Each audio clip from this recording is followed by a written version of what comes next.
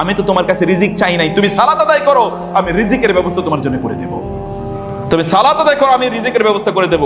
আল্লাহর রাসূল সাল্লাল্লাহু আলাইহি ওয়াসাল্লাম বলেছেন, এই গোটা পৃথিবীর সকল মানুষ তারা ওই যে একটা জায়গায় একত্রিত হয় এবং সেখানে তাদের সকল ডিমান্ডগুলো তারা আমার কাছে তুলে ধরে, আমি তাদেরকে সকলের সকল ডিমান্ড পূর্ণ করলে আমার রাজত্বে ততটুকু পর্যন্ত টান পড়বে না যতটুকু টান পড়ে একটা বিশাল সমুদ্র থেকে এক ফোঁটা পানি রিলিজ।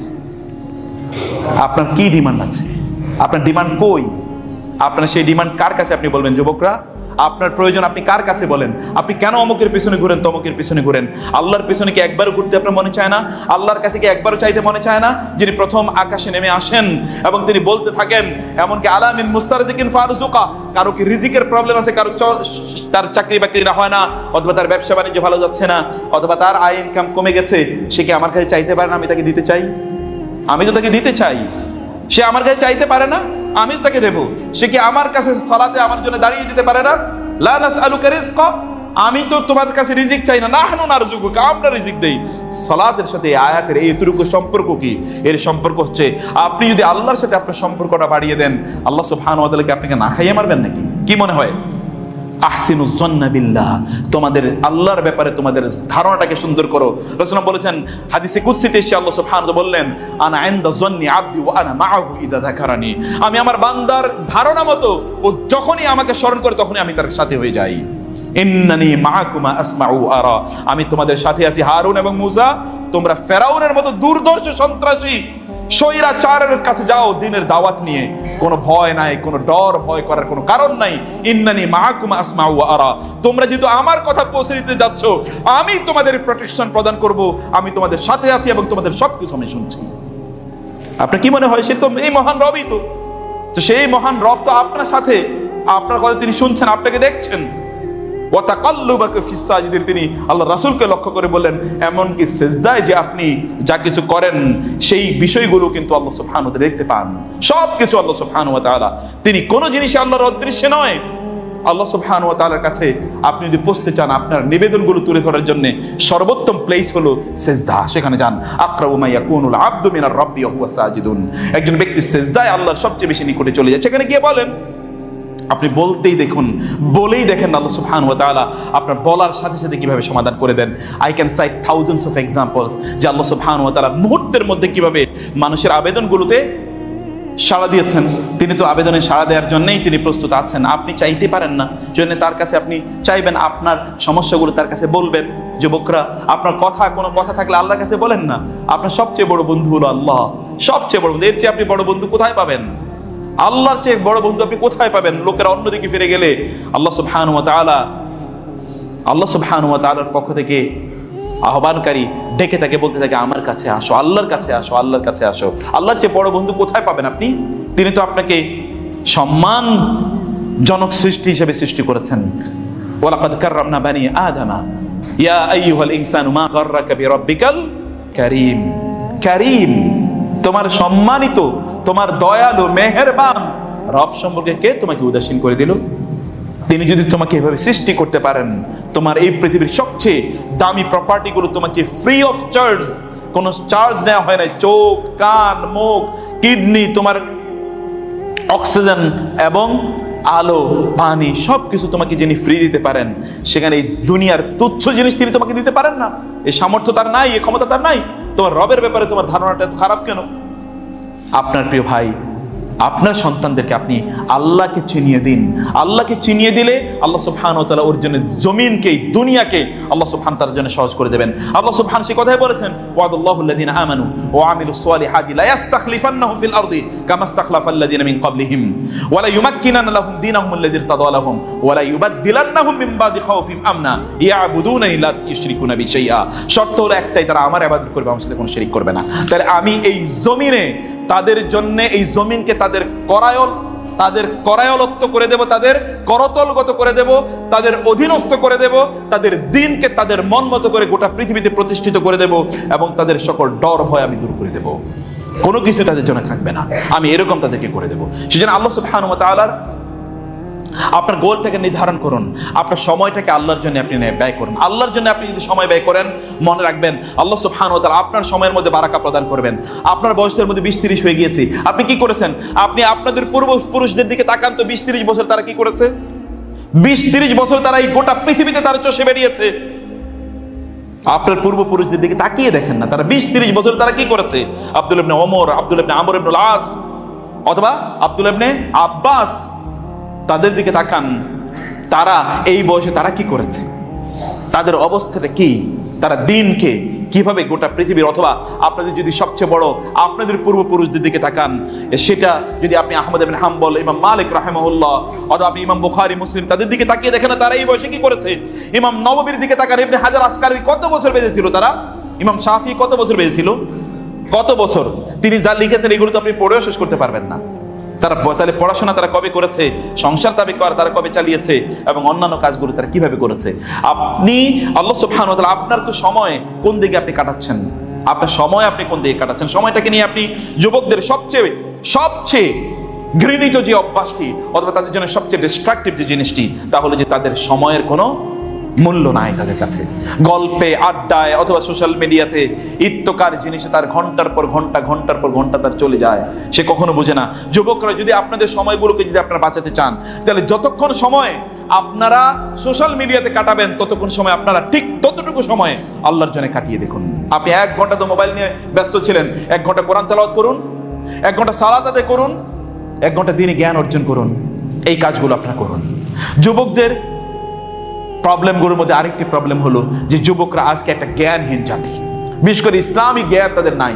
আপনি দেখবেন কেবলমাত্র দুনিয়ার জ্ঞান নিয়ে তারা প্রচন্ড ব্যস্ত, দুনিয়ার জ্ঞানে তারা প্রচন্ড জ্ঞানী। ইয়ালামুনা যাহিরাম মিনাল হায়াতিদ দুনিয়া ওয়া মা আনিল আখিরাতি হুম গাফিলুন। আলিম বিদ দুনিয়া জাহিলুম বিল আখিরা, তারা যে দুনিয়ার পণ্ডিত, কিন্তু আখিরাতের ব্যাপারে তাদের কোনো ধারণাই নেই, আখিরাত সম্পর্কে তারা জানেই না, দ্বীনের ব্যাপারে তাদের জানা নাই। আপনারা শুধুমাত্র বেড়াইদের কয়েকজন যুবক নিয়ে বাংলাদেশকে চিন্তা করলে হবে না, বাংলাদেশে চিন্তা করতে হবে এর বাইরে এখানকার কয়েকজনের বাইরে, যে তাদের জ্ঞানের লেভেল, দিন সম্পর্কে তাদের জ্ঞানের লেভেল কোথায়, কোন জায়গায় আছে।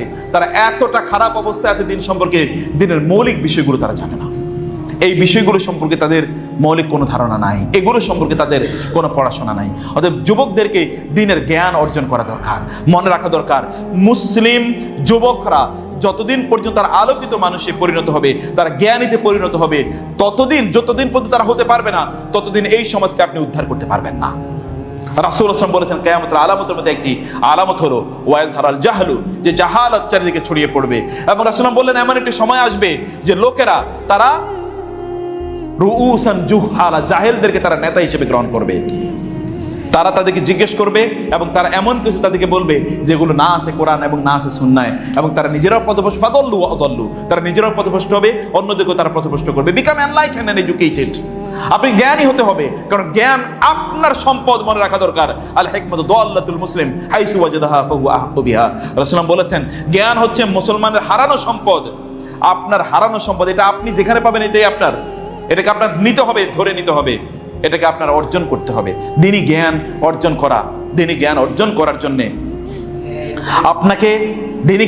করার জন্য আপনাকে সময় ব্যয় করা, প্রচেষ্টা ব্যয় করা, এটা আপনার কাজ।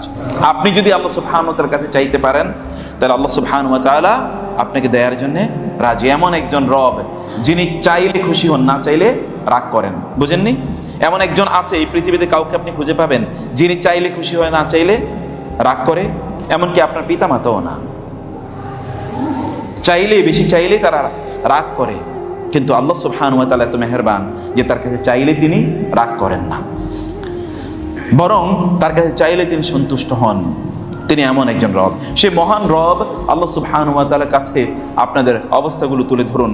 বিশেষ করে যুবকরা যেহেতু আয়োজন করেছেন, এবং এখানে সুবহানাল্লাহ, আমি এখানে আরো একবার এসেছি, আমার খুব ভালোবাসার একটা জায়গা। দিয়াম, আমি বলেছিলাম সেই দিনও যে দিমা রাসূল সাল্লাল্লাহু আলাইহি ওয়াসাল্লামের মুখ থেকে উচ্চারিত একটা শব্দ, সেটা হচ্ছে রাসূলুল্লাহ সাল্লাল্লাহু আলাইহি ওয়াসাল্লামের আমলগুলো কেমন ছিল।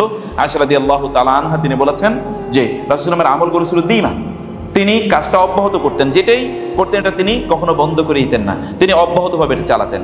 ইয়াং ম্যানদের এই আয়োজনে আমি আসতে পেরে আমাকে খুবই সৌভাগ্যবান আমি মনে করছি, কারণ আল্লাহ সুবহানাহু ওয়া তাআলার কাছে সবচেয়ে প্রিয় আমল কাদের? যুবকদের আমল। রাসূল সাল্লাল্লাহু বলেছেন ওয়াশাবুন নাশা ফি ইবাদাতিল্লাহ, আল্লাহর কাছে সবচেয়ে যাদেরকে আল্লাহ সুবহানাহু ওয়া তাআলা কিয়ামতের দিন তার আরশের ছায়া আশ্রয় প্রদান করবেন, এরা কারা? এদের মধ্যে একদল আছে যারা যুবক, যারা ইবাদতের মধ্যে বড় হয়ে উঠেছে। এরা ইবাদতের মধ্যে বড় হয়ে উঠেছে, এরকম একদল যুবকের কথা রাসূলুল্লাহ সাল্লাল্লাহু আলাইহি ওয়াসাল্লাম আমাদেরকে জানিয়ে দিয়েছেন কোরআনে। আল্লাহ সুবহানাহু ওয়া তাআলা, তবে মনে রাখতে হবে যৌবন কেবলমাত্র বয়সের নাম নয়, যৌবন কেবলমাত্র বয়সের নাম নয়। আমি অনেক বৃদ্ধকে দেখেছি যারা যুবকের চেয়েও অনেক অনেক বেশি শক্তিশালী। কারণ কি জানেন? কোন একজন বৃদ্ধকে বলা হয়েছিল আপনি বার্ধক্যেও এত ইবাদত, এত কাজ করেন কিভাবে, এত ইবাদত করেন, আপনার কোনো ক্লান্তি নাই? তিনি বললেন যৌবনে আমার এই শরীরের অঙ্গ প্রত্যঙ্গগুলোকে আমি আল্লাহ সুবহানাহু ওয়া তাআলার অবাধ্যে একবারও ব্যবহার করিনি, এবং এই জন্য বার্ধক্যে এসে আমি আমার এই অঙ্গ প্রত্যঙ্গগুলোকে আল্লাহ সুবহানাহু ওয়া তাআলার রাস্তায় যেখানেই খাটাতে চাই, যেভাবেই খাটাতে চাই, এগুলো একটাও আমার সাথে বিট্রে করে না, আমি যা বলি এগুলো তাই শোনে। কারণ যৌবনে এগুলোকে আল্লাহর জন্য ব্যয় করেছি, এবার বার্ধক্যে এগুলো আমার কথা অনুসারে চলে, এগুলো আমাকে বিট্রে করে না, এগুলো আমি যেভাবেই আমি বলি সেভাবেই এগুলো আমার কাজ করে। যৌবন বার্ধক্য এটা বয়সের ইস্যু নয়, এটা অনেকটা হচ্ছে আপনার স্পিরিটের, আপনি কেমন করতে চান। রাসূলুল্লাহ সাল্লাল্লাহু আলাইহি ওয়াসাল্লাম তার যখন বার্ধক্য, তখনই তিনি দাঁড়িয়ে সালাত আদায় করতেন, তার তাওয়াররামাত কাদামাহু, তার পায়ের গোড়ালিগুলো এগুলো ফেটে যেত। আয়েশা রাদিয়াল্লাহু তাআলা আনহা বলতেন যে আপনি এত ইবাদত করতে হয়, আল্লাহ সুবহানাহু ওয়া তাআলা আপনার অতীতের এবং ভবিষ্যতের সকল গুনাহ মাফ করে দিয়েছেন, এত ইবাদত আপনার করা লাগে? রাসূলুল্লাহ সাল্লাল্লাহু আলাইহি ওয়াসাল্লাম বললেন আফালা আকুনু আবদান শাকুরা, আমি কি আল্লাহর কৃতজ্ঞ বান্দা হব না? যিনি আমার গুনাহ মাফ করে দিয়েছেন তার জন্য আমার ইবাদত তো আরো বেশি করা লাগে, আরো বেশি করা লাগে। রাসূলুল্লাহ সাল্লাল্লাহু আলাইহি ওয়াসাল্লামকে আল্লাহ তাআলা লক্ষ্য করে বললেন ফাইদা ফারাগতা ফানসাব ওয়া ইলা রাব্বিকা ফারগাব, তিনি তাকে লক্ষ্য করে বললেন ওয়ারাআইতান নাসা ইয়াদখুলুনা ফি দীনিল্লাহি আফওয়াজা ফাসাব্বিহ বিহামদি রাব্বিকা ওয়াস্তাগফির। যখন আপনার retirement, the people are entering into Islam in flocks, in groups, আপনার দায়িত্ব, আপনি দাওয়াত অলরেডি মানুষের কাছে পৌঁছে দিয়েছেন, এখন দলে দলে লোকেরা ইসলাম গ্রহণ করছে, তখন আপনার কাজ হচ্ছে ওয়াস্তাগফির, ফাসাব্বিহ বিহামদি রাব্বিকা ওয়াস্তাগফির, আপনি তাসবিহ পড়ুন এবং আল্লাহ সুবহানাহু ওয়া তাআলার কাছে ইস্তিগফার করুন। ইন্নাহু কানা তাওয়াবা ফাইযা ফারাগতা ফানসাব, আপনি যখন কাজ থেকে অবসর গ্রহণ করবেন তখন আপনি দাঁড়িয়ে যান মহান আল্লাহ সুবহানাহু ওয়া তাআলার সামনে, এবং ওয়া ইলা রাব্বিকা ফারগাব, আল্লাহ সুবহানাহু ওয়া তাআলাকে পাওয়ার জন্য আপনি আরো আগ্রহী হয়ে উঠুন, আরো আগ্রহী হয়ে উঠুন। যুবকরা, তাদের জন্য দুটো আদর্শের কথা, আমি তিনটি আদর্শ কোরআনে আছে, বহু আদর্শ আছে, আমি তিনটি আদর্শের কথা বলি। একটি আদর্শ আপনি একবার চিন্তা করে দেখুন, মুসা আলাইহিস সালাতু ওয়াস সালামের আদর্শের কথা। তিনি কি নেয়ামতের মধ্যে তিনি ছিলেন, একবার চিন্তা করে দেখেন তো। ফেরাউনের ব্যাপারে আল্লাহ সুবহানাহু ওয়া তাআলা বলেন কাম তারাকু মিন জান্নাতি ওয়া উয়ুন ওয়া যুরুই ওয়া মাকামিন কারীম ওয়া নি'মাতিন কানু ফিহা ফাকিহিন ফামা বাকাত আলাইহিমুস সামাউ ওয়াল আরদু ওয়া মা কানু মুনজারিন। চিন্তা করে দেখুন তো, ফেরাউনের ঘরে তিনি লালিত পালিত হচ্ছেন, বড় হয়ে উঠছেন। ফেরাউন মানে হচ্ছে কেবলমাত্র শাসকই না, সেই সময়ের সবচেয়ে বড় টাকা পয়সার মালিক, কারণ সে সম্রাট, সবকিছুর মালিক। ফেরাউনের ঘরে লালিত পালিত হচ্ছে প্রিন্স, কিন্তু সেই প্রিন্সের কি এমন দায় ঠেকলো, কি এমন দায় ঠেকলো যে তিনি সেই ফেরাউনের ধর্মাদর্শের বিরুদ্ধে তাকে যেতে হলো? সে তো আপনাদের মতো যে যুবকরা আজকে যারা রাস্তাঘাটে তারা বিশ্ব বেহায়াপনা অথবা জেনা ফেস্টিভ্যাল যারা করছেন, যে সকল যুবকরা অথবা যুবতীরা করছে, এই সকল যুবকদের চেয়ে তো মুসা আলাইহিস সালাতু ওয়াস সালাম হাজার গুণ বেশি তিনি লাক্সারি অ্যান্ড কমফোর্টে ছিলেন। তার তো সেখানে কোনো কিছুর অভাব ছিল না, কিন্তু তার ছিল আল্লাহ সুবহানাহু ওয়া তাআলার কাছ থেকে পাওয়া একটা দায়িত্ব। ওয়াসতানাতুকা লিনাফসি, আল্লাহ সুবহানাহু ওয়া তাআলা তাকে লক্ষ্য করে বলেছিলেন ওয়াসতানাতুকা লিনাফসি মুসা, আমি তোমাকে আমার নিজের জন্য তৈরি করে নিয়েছি। ওয়ালিতুসনা আলা আইনি, so that you are brought up in my front, in the front of my eyes, যেন তুমি আমার চোখের সামনে যেন বড় হয়ে উঠতে পারো, কারণ আমি তোমাকে দিয়ে একটা বিগ মিশন, একটা বড় মিশন আমি তোমাকে দিয়ে বাস্তবায়ন করবো। একটা বড় মিশন আছে। এই মিশনগুলো আপনাদের আজকের যুবকদের কথা বলছি। What is the mission of your life? আপনার জীবনের মিশন কি? আপনার জীবনের মিশন কি? মুসা আলাইহিস সালাতু ওয়াস সালাম মিশনটা দেখেন। মুসা আলাইহিস সালাতু ওয়াস সালাম কি করেছেন? মুসা আলাইহিস সালাতু ওয়াস সালাম এমন একজন যুবক, যে যুবকের হাতে তৎকালীন সবচেয়ে বড় প্রভাবশালী এবং এই পৃথিবীতে বোধ করি একজন মাত্র ব্যক্তি যার কথা কোরআনে আল্লাহ সুবহানাহু বলেছেন যে নিজকে সে গড হিসেবে দাবি করেছে। ওয়া আনা রাব্বুকুমুল আ'লা, আমি তোমাদের সবচেয়ে বড় রব, আমি ছাড়া আবার তোমাদের কে রব আছে? সেই ব্যক্তির তার সালতানাতকে, তার সাম্রাজ্যকে কিভাবে তছনছ করে দিয়ে সেখানে দেখেন তার উপরে আল্লাহ সুবহানাহু ওয়া তাআলা তাওহীদের ভিত্তি কিভাবে স্থাপন করেছেন। একবার দেখেন একজন যুবক যদি দাঁড়িয়ে যায় তাহলে কিভাবে সমাজ পরিবর্তন হয়ে যায়। একজন যুবক যদি দাঁড়িয়ে যায় সমাজ কিভাবে পরিবর্তন হয়। দেখেন ইউসুফ আলাইহিস সালাতু ওয়াস সালাম একজন যুবক, দাওয়াত কোথায় দিয়েছেন পর্যন্ত, তিনি দাওয়াত দিয়েছেন তার জেলখানায়, জেলখানায়ও তিনি দাওয়াত দিয়েছেন। ইয়া সাহিবাই সিজনি আরবাবু মুতাফাররিকুনা খায়র আমিল্লাহুল ওয়াহিদুল কাহ্হার। হে আমার কারা সাথী, দুই ভাই, দুই বন্ধু, আরবাবু মুতাফাররিকুনা খায়র, তোমরা যে বিচ্ছিন্ন গডদের উপাসনা করছো এরা উত্তম, আমিল্লাহুল ওয়াহিদুল কাহ্হার, নাকি মহান রব যিনি একক এবং যিনি মহাশক্তিশালী সে রব উত্তম। তোমরা কার কাছে চাচ্ছ, কাকে তোমরা বলছো, কার কাছে তোমরা প্রার্থনা করছো, তোমাদের ফরিয়াদগুলো কার কাছে তোমরা তুলে ধরছো। আল্লাহ সুবহানাহু ওয়া তাআলা তাকে কি মহত্ব, কি মর্যাদা প্রদান করেছেন একবার দেখুন। আল্লাহ সুবহানাহু ওয়া তাআলা মর্যাদা তাকে কি প্রদান করেছেন। অথবা আরেক দল যুবকের কথা একবার চিন্তা করে দেখুন, তারা তৎকালীন, আমি আপনাদেরকে মনোযোগ দিয়ে শোনার কথা বলছি, ইন্নাহুম, আল্লাহ সুবহানাহু ওয়া তাআলা আসহাবু কাহাফের একদল যুবকের কথা আল্লাহ সুবহানাহু ওয়া তাআলা কি বললেন, ইন্নাহুম ফিতয়াতুন নাহনু নাকুসু আলাইকা আহসানাল কাসাস। আল্লাহ সুবহানাহু ওয়া তাআলা ইউসুফ আলাইহিস সালাতু ওয়াস সালামের কথা বলতে গিয়ে বলেন আহসানুল কাসাস। আল্লাহ সুবহানাহু ওয়া তাআলা অন্যদিকে আসহাবুল কাহাফের কথা বলতে গিয়ে তিনি বলেছেন ইন্নাহুম ফিতয়াতুন আমানু বিরাব্বিহিম, এরা ছিল একদল যুবক যারা তাদের রবের প্রতি তারা ঈমান এনেছে। এবং যারা এই যুবকদের কথা বলছেন এই যুবকরা কিন্তু আমাদের মতো এরকম সাধারণ যুবক ছিল না, তারা কিন্তু ওইখানকার যে মিনিস্টার ছিল, মিনিস্টারদের সন্তান ছিল। কারণ এমনিতে আপনি সমাজে একটা বিপ্লব সাধন করতে পারেন না, you need background, you need backing, you need support, you need post and position. আপনার সমাজে এরকম একটা স্ট্যাটাস থাকা লাগে কাজ করার জন্য, আপনার এরকম একটা স্ট্যাটাস থাকা লাগে যে মানুষ আপনার কথা শুনবে। তারা সেখান থেকে তারা দাঁড়িয়ে গেল তাদের সমাজের বিরুদ্ধে, কারণ সমাজে অশ্লীলতা চলছে। কয়জন যুবক আল্লাহ সুবহানাহু ওয়া তাআলা বললেন যে এরা বলছে যে তারা তিনজন, চতুর্থ জন কি সারিসুহুম কালবুহুম ওয়া ইয়াকুলুনা খামসাতুম ওয়া সাদিসুহুম কালবুহুম ওয়া ইয়াকুলুনা সাবআতুম ওয়া সামিনুহুম কালবুহুম। আল্লাহ তাআলা ওয়াসামিনহুম কালবুহুম বলে এখানে থেমেছেন, কিন্তু এর আগে বলেছেন রাজমান বিল গায়ব, তার মানে হতে পারে তাদের সংখ্যা ছিল 7। যেহেতু এরপরে আল্লাহ তাআলা কোনো মন্তব্য করেননি, সেজন্য আল্লাহ সুবহানাহু ওয়া তাআলার ওইখানে গিয়ে তিনি থেমেছেন। মনে হয় যে তাদের সংখ্যা 7, যাই হোক না তাদের সংখ্যা, আল্লাহ সুবহানাহু ওয়া তাআলা কেবল তাদের সংখ্যা জানেন, আর কেউ তাদের সংখ্যা জানেন না। আল্লাহ সুবহানাহু ওয়া তাআলা তিনি বলেছেন আল্লাহ জানেন বিইদ্দাতিহি মা ইয়ালামু ইল্লা কলিল ফামা তুমারি ফীহিম ইল্লা মিরাআন যাহিরা ওয়া লা তাস্তাফতি ফীহিম মিনহুম আহাদা। এরা একদল যুবক কি করেছে, সমাজে যা কিছু চলছিল, তাওহীদ বিরোধী কাজ চলছিল, আল্লাহ সুবহানাহু ওয়া তাআলার একত্বের বিরোধিতা চলছিল, মূর্তি পূজা চলছিল, অথবা অন্য কোনো কিছুর উপাসনা চলছিল, তারা এগুলোর বিরোধিতা করেছে। তারা দাঁড়িয়ে গিয়েছে, সমাজের লোকেরা তাদেরকে হত্যা করার পরিকল্পনা করেছে। তারা সেখান থেকে আল্লাহ সুবহানাহু ওয়া তাআলার পরামর্শ চান যে আল্লাহ আমাদের করণীয় কি। আল্লাহ সুবহানাহু বলেন ফাউইলাল কাহফি ইয়ানশুর লাকুম রাব্বুকুম মির রাহমাতি ওয়া ইউহাইয়্যি লাকুম মিন আমরিকুম মিরফাকা। ওকে, ঠিক আছে, ওই যে পাহাড় আছে সেই পাহাড়ে গিয়ে আশ্রয় নাও, আল্লাহ সুবহানাহু ওয়া তাআলা তার রহম দিয়ে তোমাদেরকে বেষ্টন করে রাখবেন, পরিব্যাপ্ত করে রাখবেন। এবং তারা সেখানে যায়, সেখানে গিয়ে সেখানে তারা কতদিন থাকে এটা তো আপনাদের জানা আছে, কারণ আল্লাহ সুবহানাহু ওয়া তাআলা বলেছেন যে সেখানে তারা সালাসামিয়াতিন সিনিনা ওয়াজদাদু তিসআ 309 ইয়ার্স 309 বছর তারা সেখানে ঘুমিয়ে কাটিয়ে দেয়।